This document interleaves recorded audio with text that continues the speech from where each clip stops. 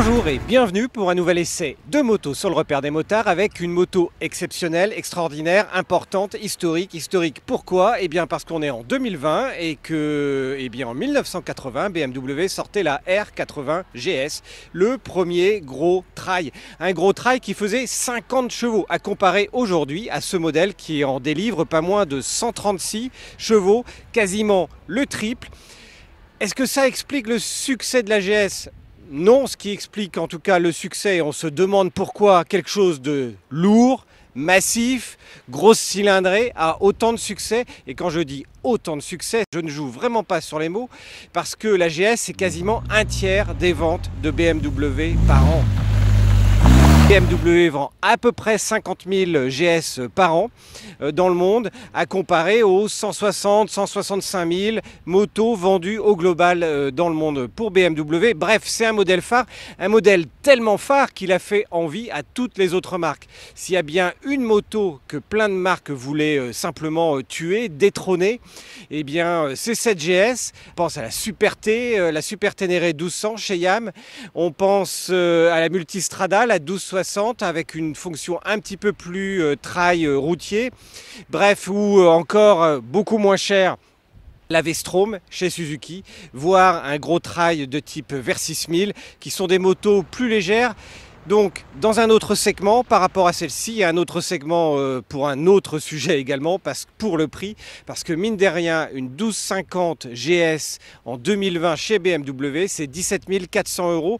Et là, je vous parle du prix de base. Là, on est presque dans la config d'origine, mais une config d'origine qui, mine de rien, a quelques petits accessoires comme les pare-carters. Et Dieu seul sait si les pare-carters, eh bien, c'est important, notamment pour les petits gabarits. Vous voyez, hein, j'arrive, mon épaule arrive en dessous du rétro, c'est haut une GS, 850 mm.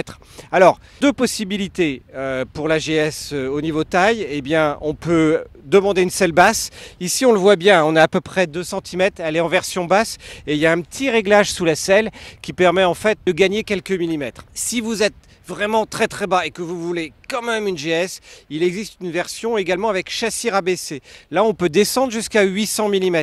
Mais en fait, je ne le conseille pas. Pourquoi? Parce que quand vous êtes à 800 mm sur une GS, vous êtes au milieu de la moto, puis il y a les bras qui remontent tout en haut. Bref, c'est l'horreur. Donc franchement, pour les petits gabarits, c'est quand même possible, mais on se dit, c'est lourd une GS, comment on va faire? Mine de rien, c'est 249 kg tout plein fait. Alors à chaque fois qu'on parle de... on va emmener ça en hors-piste et c'est un petit peu ce qui a fait la renommée de la GS, mine de rien. Quand on pense à Long Way Down vers le sud, en Afrique du Sud, avec Ewan McGregor, quand on pense à tous ces aventuriers qui ont pris une GS pour aller vraiment dans les endroits les plus terribles dans le monde, on se demande mais qu'est-ce qui fait le succès de cette GS? Eh bien, c'est pour moi quasi la perfection, même pour un tout petit gabarit. C'est assez impressionnant. Alors, ce qui sauve déjà, c'est le flat twin. Très très clairement, le boxer placé très bas, un centre de gravité très bas, ce qui fait que même avec un poids plus lourd, par exemple qu'une Africa Twin, eh bien, on va moins sentir le poids, et notamment en ville, car là, c'est le sujet également. C'est une moto que l'on peut utiliser au quotidien.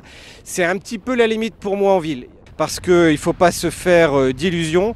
Pour un petit gabarit, une GS, eh ben, vous le voyez, on monte comme ceci plus facilement, mais au pire, voilà, je serai sur le bout d'un pied. Autant vous dire que l'autre pied, c'est pas la peine, hein, je suis à 15 cm du sol, donc je peux mettre le bout d'un pied simplement.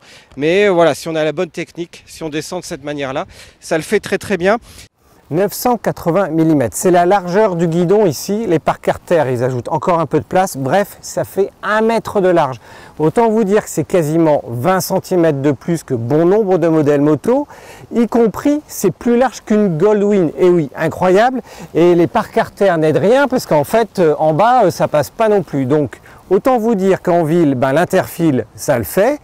Dans les petites interfiles, là c'est mort, là vous passez tranquillement et c'est pas une question de poids de la moto, c'est vraiment sa largeur où là bah il n'y a rien à faire, hein, ça passe pas. Donc une GS en ville c'est très bien, mais il y a des limites.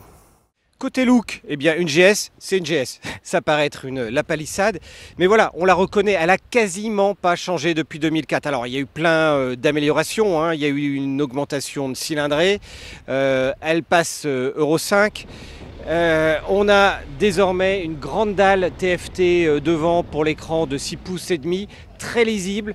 On a des commodos qui sont hyper simples avec cette fameuse molette sur la gauche qui permet de se déplacer dans les menus de façon hyper simplifiée et puis d'avoir accès à un ordinateur de bord particulièrement complet. C'est une moto qui en plus a un cardan, c'est un vrai plaisir au quotidien. Il est franchement, on l'oublie complètement. Et puis elle est mine de rien bien dotée, béquille latérale, béquille centrale, c'est un point. Et puis après, obligatoirement, on a de l'éclairage à LED à l'avant. Et à l'arrière, il y a vraiment cette signature spécifique que l'on retrouve encore chez BM, avec ce phare un petit peu asymétrique. Voilà, après les goûts et les couleurs, c'est pas la plus belle de la catégorie, mais au moins elle est distinctive. Vous la reconnaissez sans commune mesure par rapport à tous les autres trails du marché. On dit que c'est un trail routier, on peut vraiment l'amener en tout terrain. Il suffit d'aller, et là je vous invite à regarder la super vidéo que l'on avait fait au château de Lastours où il y a des stages enduro avec une BM. Vous arrivez à faire avec ce qui paraît être un espèce de dinosaure ou d'un mammouth des choses assez impressionnantes. Et quand vous faites ce type de stage, en plus, vous en revenez, quelle que soit votre moto, vous allez apprendre. Maintenant, au jour le jour, forcément, je descendais d'un essai de 700 traceurs juste avant de prendre cette 1250 GS. Voilà, les premières minutes, les premiers kilomètres sont un petit peu lourds, notamment en ville quand il faut s'arrêter toutes les 3 minutes. Mais voilà, au bout d'une centaine de kilomètres, vous commencez à prendre vos marques. Et puis alors au bout de 15 jours, c'est quasi 2 doigts, vous prenez la passagère tranquillement. Et encore une fois, même en étant un petit gabarit. Alors côté praticité, il y a deux choses. Il y a d'abord une bulle qui se règle manuellement, ce n'est pas une bulle électrique, mais on peut choisir facilement sa hauteur juste en tournant ici. Ça se fait en conduisant. Deuxième point pratique, une prise. Alors malheureusement, c'est une prise un peu spécifique type allume-cigare et pas du tout une prise USB comme on aimerait bien en voir, parce que franchement, pour recharger son smartphone, la prise USB c'est quand même vachement mieux. Bon allez, assez parlé, je vous emmène à son bord, je mets le casque, les gants et on part.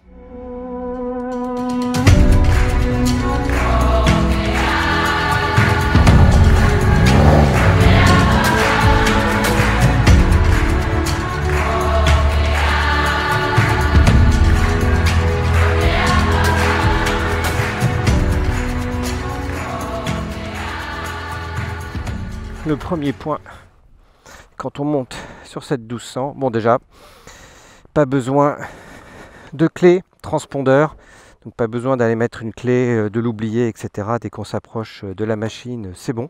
On a un large écran TFT devant, un menu hyper lisible, simple à utiliser. L'ordinateur de bord donne toutes les infos jusqu'à la conso qui va varier entre 4,9 si vous roulez vraiment cool. Et puis 5 litres 5 si vous commencez à tartiner un tout petit peu. On sort du menu et puis c'est là où la magie commence à opérer, le moteur, le start. Quand le flat twin s'ébroue, ça tremble, ça bouge des deux côtés. Mais alors par contre, qu'est-ce que c'est souple. Je veux dire qu'on lâche... On lâche tranquillement l'embrayage, ça roule tout seul, c'est super équilibré. On sent vraiment pas les 246 kg. Il y a des motos qui sont plus légères et qui donnent une impression de plus lourd. Je pense notamment à certains trails. Là on est sur la BMW GS 1250 de base, pas la version Adventure, ce qui est déjà objectivement largement suffisant. La première monte très haut, on est déjà à 50 km/h et ce qui est incroyable en ville, c'est que on peut pousser les rapports, ça broute à peine. On est sur le 6e et dernier rapport, c'est là bien sûr où la conso est la minime, ça broute pas et en fait on peut même être encore plus bas. On peut rouler sur les 40 km/h du ralenti. Là je touche plus à rien, on est sur le ralenti, la moto elle tient toute seule. Encore une fois, équilibre important. C'est aussi valable pour le duo d'ailleurs, par rapport à d'autres motos, dès qu'il y a un passager, notamment pour un petit gabarit, on a un petit peu de mal. Là, il n'en est rien. Le seul problème, eh bien, c'est qu'on est, on est trop vite, parce que le moteur, il ne demande qu'à monter dans les tours. On attend vraiment la sortie de la ville pour montrer les watts. À tel point qu'en plus, la GS a vraiment une première très très longue. Ça veut dire que en ville, là on est sorti de la ville, mais on peut largement monter à 90 km/h juste sur le premier rapport. Elle l'accepte, elle gueule pas de trop. Après, dès que les petites routes sont viroleuses, on passe assez volontiers les rapports suivants et tout se passe soit là je vais prendre ce virage tranquille en secondes, soit on la prend doucement, soit on grimpe les rapports. Quatrième, 2000 tours minute, petite route de montagne.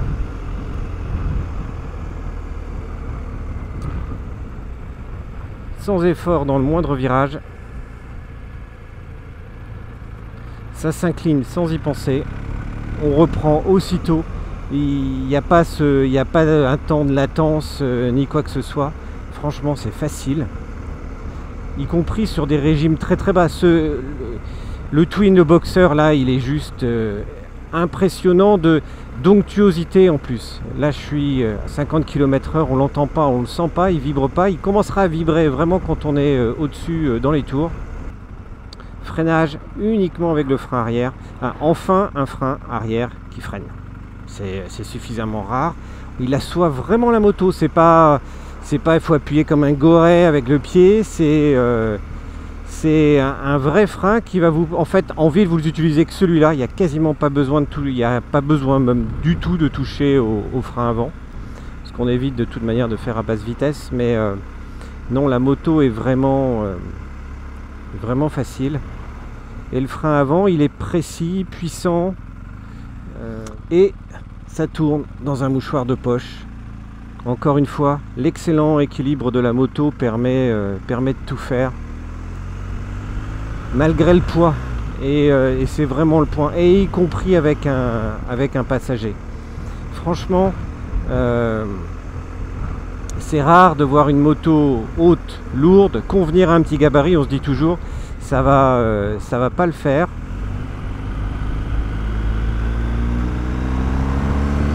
Avec des accélérations, on sent le brap avec toute la puissance qui arrive. Alors, c'est pas la violence d'une Duke 1290, on n'est pas du tout dans la même catégorie, mais on est dans la catégorie de la moto onctueuse qui va vous permettre de prendre du plaisir facilement, sans forcer. Et elle se conduit en plus vraiment au doigt et à l'œil, c'est-à-dire que on garde le point et puis elle y va sans forcer. On peut rester à l'intérieur sans effort, c'est quasiment du lent. Et dès que la puissance arrive, au-dessus de 5000 tours, voilà, c'est le deuxième visage de ce Twin qui vraiment ne demande qu'à s'envoler. S'envoler facilement jusqu'aux 8000 tours, où là, il donne réellement toute sa puissance. Alors la GS en duo, j'aime bien, j'aime beaucoup. Pourquoi? Bon, elle est haute, ça de toute façon, c'est comme tous les trails. Mais alors, côté confort, la selle est super agréable et confortable sur le long cours. Ça, c'est vraiment un gros point. Les poignées, elles font partie du porte-paquet, elles sont impeccables pour le passager. Et on a surtout en plus une vue panoramique au-dessus vu l'écart qu'il y a surtout là avec cette selle basse en fait côté passager et le passager qui est au-dessus. On a vraiment une vue à 360 au-dessus du pilote, ce qui est très agréable lorsque l'on roule. Bon ben voilà, qu'est-ce qu'il faut en dire après 15 jours d'utilisation? On l'apprécie encore plus avec les kilomètres, on s'habitue notamment largement au poids. Encore une fois, c'est vraiment très très simple en ville. L'éclairage est bien de nuit, c'est pas extraordinaire, mais il est bon. Côté conso, après ça va dépendre vraiment de votre capacité à conduire et à tirer un petit peu la poignée droite. Franchement, on est tout de suite trop vite en ville avec ce type de machine. Le moteur, il commence vraiment à donner de la vie à partir de 5000 tours minute. Il va monter jusqu'à 7000. C'est là où il aura sa plage de régime maximale et ses 136 chevaux. Là, il y a vraiment de la cavalerie. En fait, en plus avec ce gros grondement, vraiment agréable. Là, vous consommerez un tout petit peu plus, mais pas énormément. On est sur du 5,4 litres max quand on commence à tirer vraiment dans le gros flat twin, ce qui n'est pas énorme. Si vous descendez de façon un petit peu plus calme, avec une conduite un petit peu plus sur le 6e rapport, ce qu'elle permet de faire, encore une fois, on peut être sur le 6e et dernier rapport à 40 km/h en ville, juste sur un filet de gaz et juste sur le ralenti, et en toute sécurité, sans que ça cogne du tout. Donc c'est vraiment un moteur extraordinaire, et là vous serez aux environs de 4,9 litres, 5 litres, ce qui est vraiment pas grand chose pour une grosse cylindrée de ce type. En conclusion, ces points forts: le moteur, franchement extraordinaire. Le confort, c'est vous pouvez partir en duo, rouler loin avec une GS, c'est vraiment impressionnant. C'est autant la selle où vous pouvez faire beaucoup de kilomètres, les 300 km d'autonomie de cette machine, mais c'est bien pour la passagère qui a une bonne position également. C'est une machine qui est Euro 5, qui va vous combler. Après, eh bien, le point faible, très clairement, c'est le prix. 17 400 € sans les options. Vous allez grimper très rapidement à 18 000, 19 000 et dépasser facilement, allègrement les 19 000. Notamment dès que vous voulez tous les packs, que vous voulez tous les modes de conduite, Rennes, Road, Dynamique, Enduro, Enduro Pro. Que vous voulez le e-call pour le SOS, il y a beaucoup moins cher dans la catégorie, il y a beaucoup moins cher chez tous les autres constructeurs. Il y a une raison pour laquelle maintenant cette GS est toujours en tête des ventes sur ce segment. Ben voilà, encore une fois, son moteur, son agrément de conduite qui en font une moto à nul autre pareil, et même pour ceux qui n'aiment pas BMW. Et ben voilà, vous avez aimé cet essai, n'hésitez pas à liker. Si vous découvrez la chaîne aujourd'hui, je vous invite à cliquer en bas à droite pour vous abonner, connaître toutes les autres vidéos. Il y en a plein. Il y a également un comparo de cette 1250 GS avec la dernière Honda Africa Twin à retrouver également sur le repère des motards et sur la chaîne YouTube la semaine prochaine. Et d'ici là, je vous dis à ciao, salut!